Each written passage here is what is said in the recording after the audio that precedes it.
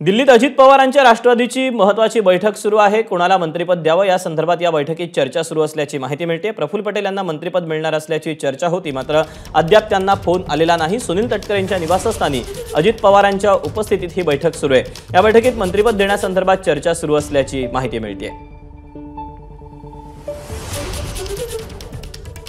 आपण पुन्हा एकदा निलेशकडे जाऊया। तटकरे यांच्या निवासस्थानाच्या बाहेरून तो आपल्याला माहिती देतोय। निलेश, राष्ट्रवादीची महत्त्वाची बैठक सुरू आहे, बैठकीला कोण कोण उपस्थित आहेत आणि काय नेमकी चर्चा सुरू आहे, काही अपडेट? दीपक, सुनील तटकरे जे राष्ट्रवादी काँग्रेस पक्षाचे प्रदेशाध्यक्ष आहेत आणि नुकतेच लोकसभेचे खासदार झाले, त्यांचं हे दिल्लीतलं निवासस्थान आहे आणि याच निवासस्थानी GRG रोड परिसरातल्या या निवासस्थानी आता बैठक सुरू झाल्याचं आपल्याला पाहायला मिळत आहे। उपमुख्यमंत्री अजित पवार साधारणपणे 9:15 वाजता या ठिकाणी दाखल झाले। त्यानंतर 9:30 वाजता छगन भुजबळ, समीर भुजबळ ही देखील महत्त्वाची मंडळी या ठिकाणी आलेली आहेत। कृषी मंत्री धनंजय मुंडे देखील या ठिकाणी आलेले आहेत। बैठक संपलेली आहेत आणि नेते आता आपल्याला बाहेर पडताना पाहायला मिळत आहेत। प्रामुख्याने या बैठकीमध्ये अद्याप प्रफुल्ल पटेल यांना मंत्रिपदासंदर्भामध्ये फोन आलेला नाहीये, त्या संदर्भात चर्चा झाल्याची देखील माहिती समोर येताना पाहायला मिळते। खरं तर प्रफुल्ल पटेल यांचं नाव प्रामुख्याने राष्ट्रवादी काँग्रेस पक्षाकडून आघाडीवर होतं आणि ते शपथ घेतील अशा पद्धतीची शक्यता होती। मात्र महाराष्ट्रातल्या ज्या आतापर्यंतच्या नेत्यांना फोन आलेत त्याच्यामध्ये प्रफुल्ल पटेल यांचं नाव नाहीये। अद्यापपर्यंत प्रफुल्ल पटेल यांना फोन आलेला नाहीये, त्यामुळे आता काय नेमकं घडते ते पाहणं महत्त्वाचं राहणार आहे। या संदर्भात राष्ट्रीय अध्यक्ष अजित पवार यासोबतच सुनील तटकरे ही सर्व मंडळी चर्चा करताना पाहायला मिळतात। महत्त्वाची बाब ही आहे की प्रफुल्ल पटेल या बैठकीला या ठिकाणी नाहीयेत, बाकी सर्व जे महत्त्वाचे नेते आहेत ते या बैठकीमध्ये सहभागी झालेले आहेत। खरं तर 2 दिवस झालं सातत्यानं अजित पवार दिल्लीमध्ये आहेत आणि बैठका होताना आपल्याला पाहायला मिळत आहेत। अमित शहांची त्यांना भेट घेतलेली आहे, JP नड्डांची त्यांना भेट घेतलेली आहे। या भेटीमध्ये एक प्रस्ताव राष्ट्रवादी काँग्रेस पक्षाकडून ठेवण्यात आला होता की राष्ट्रवादी काँग्रेस पक्ष आपला घटक पक्ष आहे आणि त्यामुळे त्यांना देखील या मंत्रिमंडळ विस्तारामध्ये सहभागी करून घेतलं पाहिजे।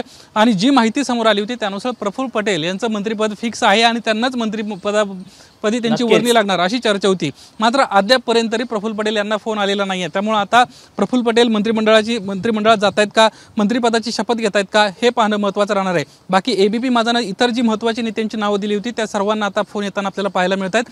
काल रात्री देवेंद्र फडणवीसांनी रामदास आठवले आणि छत्रपती उदयनराजे भोसले यांची देखील भेट घेतली होती। या दोघांनाही अद्याप फोन आलेला नाहीये। आतापर्यंत केवळ रक्षा खडसे, नितीन गडकरी, पियुष गोयल या महत्त्वाच्या नेत्यांना फोन आलाय, तर एकनाथ शिंदे यांच्या शिवसेनेकडून प्रताप जाधव यांना फोन आलेला आहे। स्वाभाविकच एकीकडे काही जणांना फोन गेलेला आहे तर दुसरीकडे आता राष्ट्रवादीची देखील महत्त्वाची बैठक सुरू आहे। निलेश, तू राहाच आपल्यासोबत, या बैठकी संदर्भातले अपडेट जाणून घेत राहू। तेव्हा मंत्रिपद देण्यासंदर्भात राष्ट्रवादीच्या बैठकीमध्ये चर्चा सुरू आहे।